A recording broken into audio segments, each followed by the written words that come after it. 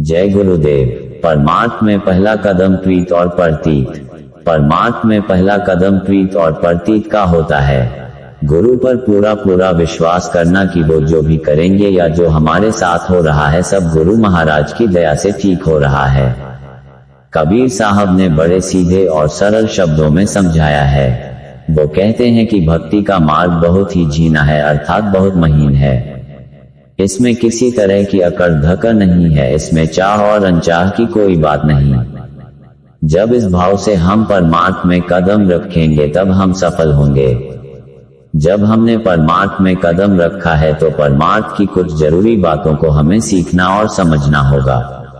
परमार्थ कोई भावुकता नहीं है, इसमें बहुत कुछ सहना होता है। जीवन के हर उतार चढ़ाव में बहुत समझदारी और बर्दाश्त से कदम उठाना पड़ता है।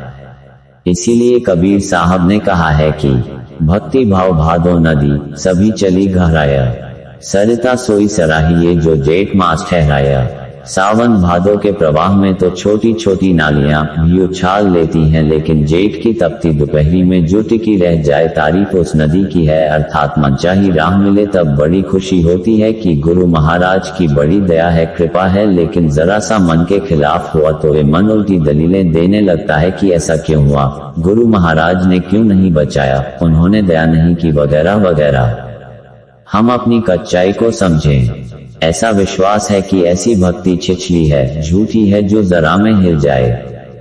कहने को तो हम सभी सत्संग में आते ही कहने लगते हैं कि हमें आपके सिवा कुछ नहीं चाहिए, आप ही हमारे सब कुछ हैं, आपकी जैसी मौज हो। लेकिन जरा सा उतार चढ़ाव हुआ या कोई परेशानी आई कि हम हाय हाय करने लगते हैं और बिना सोचे समझे कुछ का कुछ कहने लगते हैं कि गुरु महाराज लोग आप पर हंस रहे हैं, आपने दया नहीं की, आप अपनी लाज रखिए।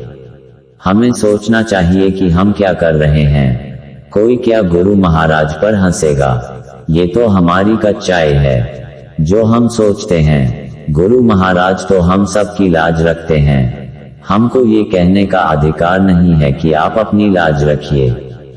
हमने उनकी कितनी बात मानी। वो कहते हैं कि रोज थोड़ा मन को रोक कर सुमिरन ध्यान भजन करो, तो हम कहते हैं कि मन नहीं रुकता, समय नहीं मिलता। उनकी बात तक को तो हम इस तरह से काट देते हैं और अपनी दावेदारी इतनी ऊंची दिखाते हैं। ये भक्तों के लक्षण नहीं, ये विश्वास करने वालों के भी लक्षण नहीं। इसे हम एक शब्द में कह सकते हैं कि ये हमारा मस्खरापन है और इससे कुछ होने वाला नहीं।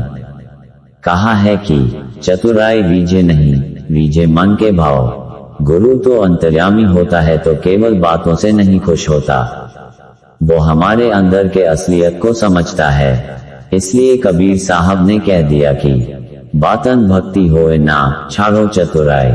यह इसलिए कहना पड़ा कि यह हम सब की एक कमजोरी है, लेकिन जब हम परमार्थ के स्कूल में भर्ती हुए हैं तो कुछ वहाँ के नियम हमें जानने चाहिए। इसमें हर परिस्थितियों में हम उसकी मौज मसलहत समझकर चलेंगे तो सफल होंगे।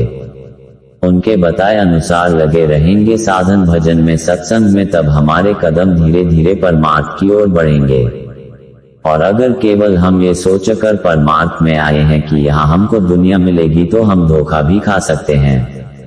जो हमारे प्रारब्ध में है वो हमें मिलेगा। अगर हम विश्वास और निष्ठा के साथ निश्चल भाव से लगे रहेंगे तो गुरु की दया से हमें बरकत मिलेगी। इसके लिए निष्कपट भाव से गुरु के सामने रहना होगा। कपट रहा तो हम अपने आप को परमार्थ के नाम पर ही धोखा देते रहेंगे। जय गुरुदेव।